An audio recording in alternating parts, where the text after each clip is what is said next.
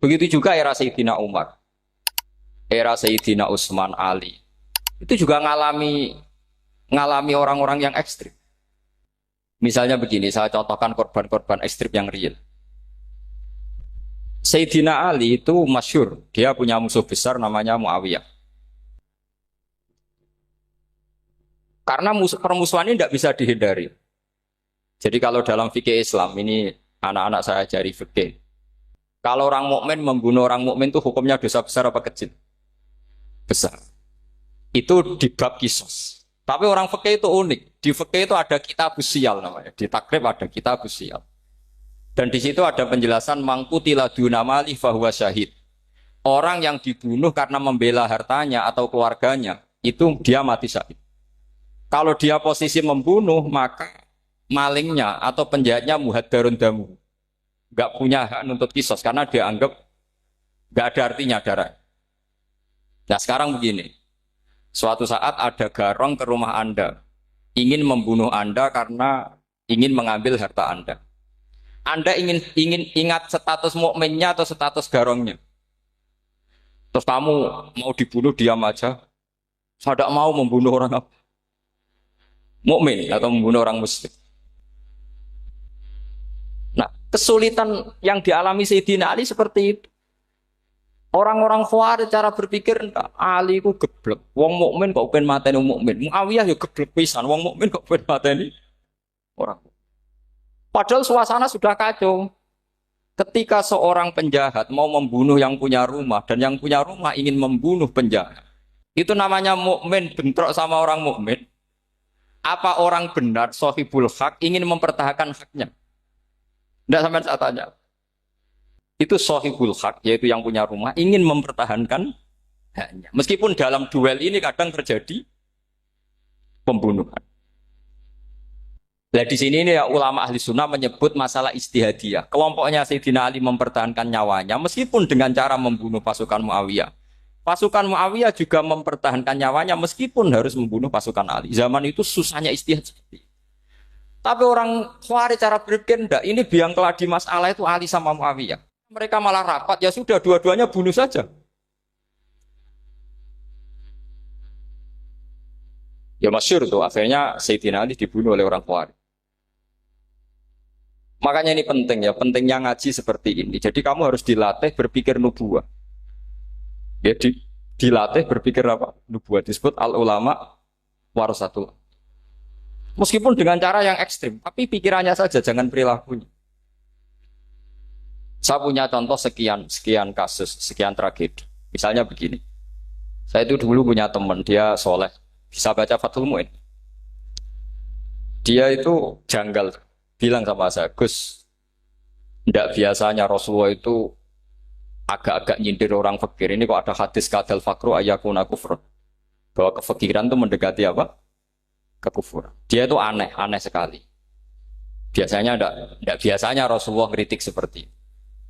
Walhasil ini singkat cerita, anak ini ngalami satu trauma.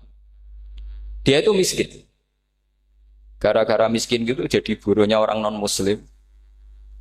Dan sering disuruh nganter majikannya itu ke tempat-tempat lokalisasi.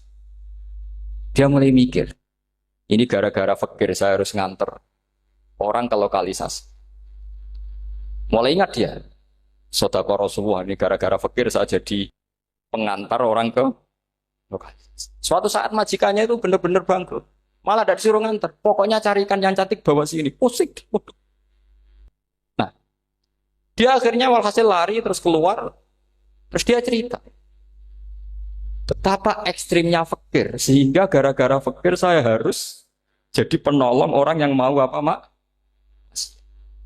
Anda boleh berpikir ekstrim, tapi ekstrim dalam melawan kemungkaran itu tadi. Saya nggak boleh jadi fakir, tapi takutnya fakir yang nanti jadi alat kemak. Imam Ghazali juga punya contoh seperti itu. Imam Ghazali pernah marah besar ketika tren di Baghdad itu orang belajar fikih semua. Hatta la yakuna thamma tabibun illa min ahli dhimmah, kata beliau. Sampai di Baghdad itu tidak ada dokter kecuali orang kafir dhimmah.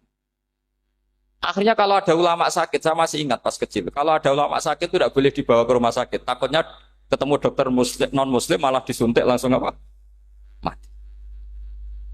Akhirnya ulama saat itu berfatwa, orang Islam harus ada yang jadi dokter. Banyaklah gus-gus yang sekolah ke dokter. Yang masyhur ya seperti Sahal bin Abdul Fattah. Itu dulu putranya Ki Fatah yang menolong Mbah Mahfud saat sembunyi. Saking idolakannya Basal, anaknya dinamakan Sahal, tapi dia jadi dokter spesialis bedah. Begitu seterusnya urusan negara. Dulu itu orang jabat itu tidak boleh, karena jabat itu dekat dengan syubhat, dekat dengan haram. Tapi gara-gara pejabatnya non-muslim, kalau bikin aturan ya ala non-muslim. Ulama akhirnya sadar, andikan kita yang jabat pasti tidak seperti itu. Bisa bikin perda ini, bisa bikin pelaturan begini yang menguntungkan Islam. Nah, jadilah banyak pejabat yang sekarang muslim. Tempat-tempat maksiat di obrak-abrik sama Satpol PP macam-macam. Kita untung. Tapi kalau orang-orang Khawarij pikirannya pokoknya pejabat itu dekat dengan haram, dekat-dekat syubhat. Padahal dengan kita jabat bisa bikin perda atau apa yang menguntungkan Islam. Kemudian menjadi masalah baru secara fikih. Ini adik-adik dengerin biar kulino senam fikih. Kalau caleg soleh, misalnya Mas Nadif nyalek, ini tadi tak guyoni, mau jadi bupati ndak, kalau ya mau saya dukung. Jadi misalnya gini ya, Zaid sama Bakar, misalnya Bakar itu orang soleh, mau jadi calon lurah. Dia tahu kalau dia lurahnya kampung lebih baik. Kalau yang jadi ini Zaid, itu kampung itu rusak, karena dia suka dugem, suka macam-macam. Kemudian Zaid ini pasti jadi karena beli suara. Misalnya per kepala itu dibeli 50.000. Bakar ini kalau nggak beli suara, kalah. Padahal dengan kalahnya Bakar artinya kemenangan, kemungkaran. Itu zaman era Fathul Mu'in, muridnya Ibnu Hajar Al-Hitami. Ibnu Hajar muridnya Abu Zakaria Al-Ansori itu fatwa. Yang soleh ini wajib beli suara, bukan boleh, wajib beli suara. Tapi ini namanya tidak nyuap, perlu dicatat. Ini namanya tidak nyuap. Jadi tidak bisa kamu kaitkan misalnya ar-rosi wal murtasi benar. Yang nyuap maupun yang menerima suap adalah sama-sama di neraka. Tidak bisa seperti itu. Karena logikanya dibalik. Sekarang Bakar ini beli suara itu untuk membeli kebenaran. Untuk mengawal kebenaran. Zaid beli suara untuk menopang kebatilan. Berarti namanya Bakar ini penyuap atau pembeli kebenaran? Pembeli kebenaran. Harus dibedakan. Nah, ini pentingnya ulama. Memang nyatanya seperti itu. Yang dikatakan nyuap, riswah itu adalah membayar uang li'ibtolil haqqi untuk membatalkan kebenaran atau membenarkan kebatilan. Itu namanya nyuap. Tapi kalau mengeluarkan uang untuk menghakkan barang hak dan membatalkan barang batil, itu namanya uang perjuangan. Nah ini pentingnya mikir. Jadi ulama itu mulai dulu sudah kelihatan. Nah sekarang sudah banyak orang-orang khusyuk yang biasa di masjid khusyuk. Kalau ditanya zaman akhir rusak kabeh, wong soleh-soleh wis nyuap. Kalau orang soleh ini tidak nyuap ya tidak jadi. Kalau nggak jadi mereka nggak ada yang jadi DPR, nggak ada partai Islam, habis malah Indonesia. Saya itu punya kenalan banyak pakar-pakar di Jakarta, itu cerita saya, Pak Bahar. Indonesia itu solusinya gampang. Kita ini punya Bali, punya Batam. Itu kalau Bali dimakaukan, Batam dikayakan Hollywood. Amerika kaya itu bukan karena hebat. Pornografi dijual. Tinju di Nevada itu dijual, di Las Vegas dijual. Apa saja dijual. Kalau tidak kaya itu gimana? Sementara Indonesia mau aur-auran gitu sukan partai Islam. Sebenarnya Indonesia gampang. Kalau ingin kaya, Bali itu dikayakan Hollywood atau dikalahkan Makau. Jadi kota judi. Batam dijadikan kaya Las Vegas. Itu transaksinya pasti triliunan. Orang kamane wong muda dijual, judi dijual, orang tinju dijual. Tapi gara-gara ada partai Islam, nyari rumus solusi ekonomi itu yang tidak seperti itu. Akhirnya kangelan. Akhirnya rapat isu. Tapi barokah tetap barokah partai apa? Yang menangnya caleg-calegnya rata-rata ya beli. Kalau tidak beli habis. Saya bukan menghalalkan nyuap, enggak. Kalau nyuap tetap haram ila yaumil qiyamah. Tapi kalau suratul masalah seperti ini kamu mengatakan suap itu beda. Ini suratul masalah yang tidak ada kaitannya dengan Asal lawannya batil, kecuali lawannya sama-sama hak. Dua calon di kampung itu soleh sama soleh. Ini yang soleh bayar nggak boleh karena siapapun yang jadi soleh itu nggak boleh. Makanya kalau cari musuh yang dolim biar halal ya. Sekarang ya seperti itu. Kamu biasa heroik, biasa ngasih kiai kamu, ngasih hadiah kamu, biasa ngasih ibu kamu uang. Ternyata ibu kamu setelah kamu kasih uang, dikasihkan adik kamu atau kakak kamu yang nggak pernah kerja, terus kamu marah-marah, ini tidak adil. Saya yang memberi nggak dikasih, ini yang nggak kerja dikasih terus. Loh kamu biasa jadi pahlawan kok turun kelas menjadi apa? Pasien. Kamu milih jadi pahlawan apa pasien? Pahlawan. Jadi sebetulnya faham-faham ekstremis ini dari kegoblokan. Dari kegoblokan berpikir nubuah sehingga tidak punya rasa ibadah. Lah ini yang menjadi orang-orang ekstrem. Jadi korban pertama ekstremitas itu bukan sahabat tapi Rasulullah Shallallahu Alaihi Wasallam, yaitu Nabi dibilangin oleh mereka, "I'dil ya Muhammad, kamu kalau bagi harus adil." Pikiran mereka kalau adil sama rata sama. Jadi kalau pakai pikiran itu, saya minum di sini itu haram. Mau udah ikut bikin kok minum. Enak tamu, toko-toko mangan, sing masak kangelan urut. Itu jadi edan bareng. Itu sama seperti kasusnya Bahram Al-Majusi. Dia itu seorang raja kaya, punya anak cantik. Dipikir-pikir, anakku ayu dirabi nang liya rugi, sing gedhekno aku sing rumah aku dirabi wong liya. Maka dia berpikir mau dinikahi sendiri. Karena tadi melihat Mas Nadiem ya orang Kenya tadi, apa Nigeria. Nigeria. Malah gak layak itu maksudnya untuk orang. Ini Mas Nadiem ini termasuk harus mendukung gerakan tidak ekstrim. Nyawanya masih itu karena barokahnya beliau agak-agak gitu. Tapi nggak sampai liberal ya agak-agak pokoknya itu. Karena ketika ada gerakan ekstrim di Mesir, itu termasuk dia DPO. Ternyata setelah ada intelijen, beliau pas buka itu nggak makan dulu tapi rokok dulu. Wah ini mesti orang sekuler, tidak ekstrim. Akhirnya nyawanya sampai sekarang itu barokahnya rokok pas iftar itu pas. Saya tanya ini masih hidup, ya mas? Ya.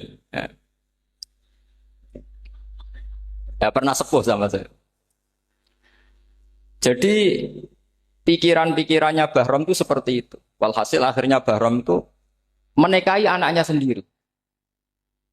Masyhur itu dalam cerita. Jadi ceritanya itu ada seorang wali tidur di Masjid Haram sama Rasulullah, ditemuin gitu. Terus kata Rasulullah, salam saya untuk Bahram Al-Majusi. Ternyata dicari-cari nggak ada Bahram lain kecuali Bahram yang berdua, bahkan anaknya sendiri mau dinikahi. Ya cara berpikir karena seperti itu. Kalau kita berbuat banyak harus dapat. Itu bahaya. Bahaya sekali karena kalau dalam teori beragama itu al-yadul ulya khairum minal yadis sufla. Kalau biasa ngasih ya ngasih saja, itu heroik. Itu bagus. Jangan biasa ngasih sekarang bermental apa? Makanya saya itu kalau ngajar di pondok yang dulu pernah saya belajar di situ atau yang pernah sepuh itu, dikasih itu bingung. Karena saya ya masih waras itu. Jadi kalau dikasih itu bingung. Tapi banyak juga guru-guru yang dulu ngaji lama setelah ngajar di pondok alma maternya nuntut. Itu saya tidak tahu itu. Itu sudah ada agak-agak kayak itu tadi. Walhasil si Bahram tadi itu, ini cerita harus saya teruskan karena nggak boleh diputus. Dapat salam dari Rasulullah. Ternyata di balik nakalnya dia itu pas mau bulan pertama, malam pertama itu ada seorang janda sepuh ke situ. Ganggu dia tentu ya. Ketika dikejar pulang lagi sampai 3 kali. Dia tanya, kenapa bu kamu begitu? Katanya saya ini anak-anak saya kelaparan. Kalau saya pulang anak-anak saya nangis minta makan. Saya ingin minta Anda. Tapi setelah saya ingat Anda ini majusi, saya mukmin, saya mukminah, saya pulang. Ya sudah bu, kamu di rumah saja. Nanti saya kirimi makan. Dikirimi sendiri, padahal dia seorang raja, orang kaya. Barokahnya itu dia dikasih tobat sama Allah. Dan paginya ketemu tamu yang mengirimkan salam dari Rasulullah SAW. Akhirnya Bahram ini menjadi muslim. Tapi intinya berpikir seperti tadi itu salah, bahwa kalau saya jasa banyak harus mendapat apa? Ini cara berpikir orang-orang Khawarij. Iya, saya pernah ditanya seorang dosen. Gus, saya ini kalau baca sejarah perang Badar atau perang Uhud, yang saya tidak nerima itu satu.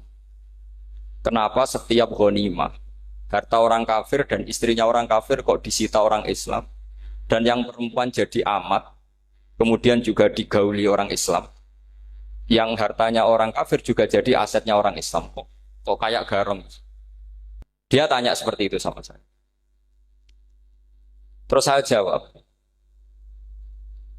kalau sampean ada garong dan kemudian bawa senpi, senjata api, kemudian garong Anda, penjahat Anda lumpuhkan, ya senpi itu harus Anda kembalikan. Monggo penjahat ini kagungan jenengan beto wangsul. Karena ada milik Anda, harus dikembalikan. Wah, tidak bisa Pak, kalau saya kembalikan pasti dipakai jahat lagi, dipakai kriminal lagi. Ya sama, kalau asetnya orang kafir dikembalikan ke orang kafir akan menjadi aset kekafiran lagi untuk menghancurkan kita. Nah, perempuan juga sama. Perempuan itu alat produksi. Jika perempuan tadi dikembalikan ke orang kafir, maka kamu menolong populasi orang. Ya seperti itu. Paham? Makanya disita dalam perang loh ya, tapi dalam perang yang legal. Nah itulah kenapa amat halal. Makanya di Quran itu illa ala azwajihim aw ma malakat ayman. Paling enggak itu masih ada ulama atau pemikir atau ustadz siapa saja yang bisa memahami logika apa? Nanti kalau ulama ini sudah meninggal, orang akan mencibir Islam dengan cara mengatakan Islam itu jahat, yaitu menyita hartanya orang kafir dan istrinya orang kafir setiap kali terjadi perang. Karena pemikiran ini pasti sama-sama kutubnya, sama-sama ekstrim. Nah ini penting saya katakan. Makanya masyhur itu perdebatan Sayyidina Ali dan Muawiyah. Ini saya kutip sedikit. Ini ya sama-sama berpikir ekstrim, tapi ekstrim yang baik. Walhasil dalam satu kerja bakti di Masjid Kuba, itu ada sahabat namanya Ammar. Ini di depan umum, ini penting. Kalau dalam ilmu hadis di depan umum ini penting. Karena nanti menjadi mutawatir. Beda dengan hadis yang Nabi ngendikan sama 1-2 sahabat. Namanya hadis ahadi. Di depan umum Nabi guyon gini sama Ammar. Ya Ammar waihak taktuluka alfiatul baghiyah. Ammar, kamu ini nasib kamu itu agak sial. Karena nanti yang membunuh kamu itu kelompok yang tidak benar. Alfiatul baghiyah itu kelompok yang tidak benar. Itu disaksikan sekian sahabat.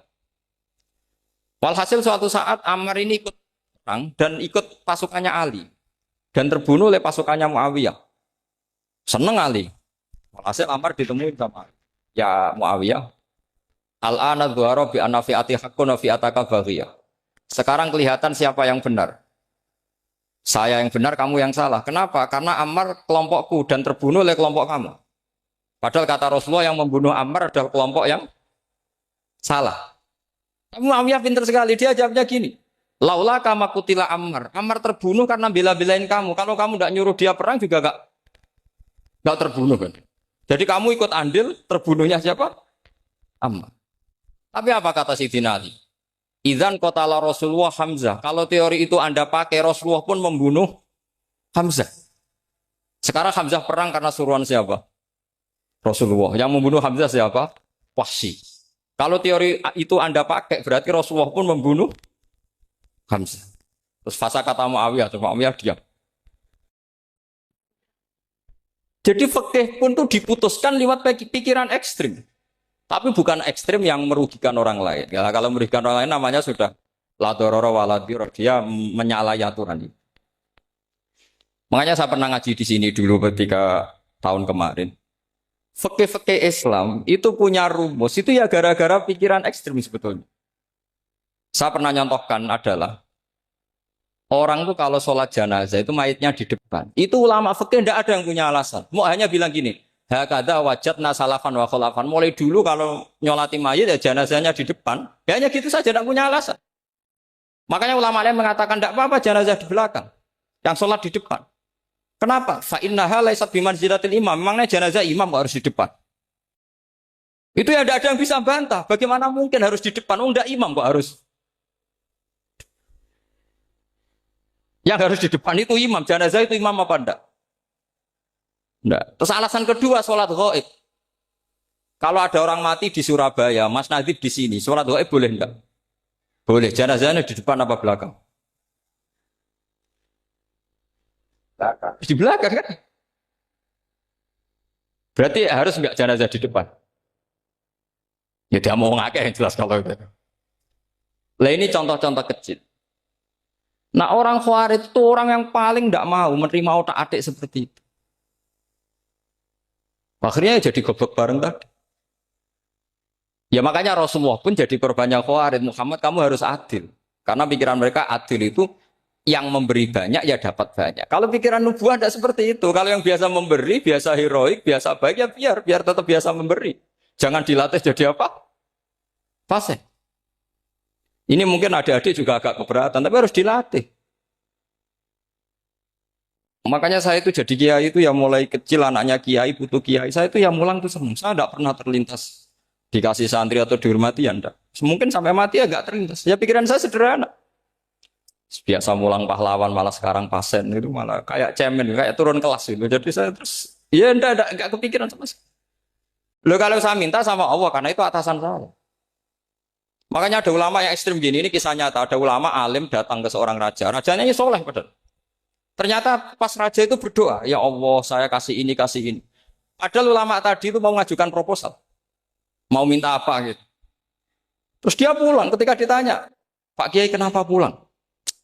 Ternyata raja itu minta zat yang sama yang saya mintai. Kalau raja saja masih minta ngapain saya minta raja? Saya akan minta zat yang dimintai raja. Terus pulang dia. Oh, itu ya pikiran ekstrim, tapi bagus ekstrimnya. Saya akan minta zat yang dimintai. Kalau sampean kan enggak, uteke saya les, sholat dinteni, tetap jalo. Oh, orang mikir seperti itu. Memang salah didik, salah itu tadi. Nah, ini harus dilatih. Masyhur itu ketika Nabi pas Fathu Makkah itu, orang-orang Ansor ngomentari Nabi gini, ketika Nabi sangat happy di Mekah, sangat enjoy di Mekah, kata orang-orang Ansor, Amar rojul fa'adroka durok fatun fi ahli wa ulfatun fi asyiroti. Namanya orang pasti happy kalau di kampung halaman. Jangan-jangan Rasulullah itu nanti hidup di Mekah lagi, karena Mekah sudah dikuasai orang Islam. Beliau pasti kangen sama keluarga, sama Mekah. Tapi ya sama, ketika Rasulullah mulai ngasih itu, orang-orang Quraisy dikasih banyak, orang Ansor juga pikirannya seperti itu. Baru orang Ansor dilatih pikiran nubuwah, yaitu tadi. Mereka itu dapat kambing, dapat sapi, terus pulang. Kamu mendapat saya, milih mana? Milih Rasulullah Shallallahu Alaihi Wasallam. Sekarang kamu saya balik. Kamu punya kiai, kamu bisa memberi hadiah, memberi beliau. Suatu saat kiai Anda ini kaya raya, terus sering ngasih orang-orang yang nggak pernah berjasa. Kamu nggak pernah dikasih.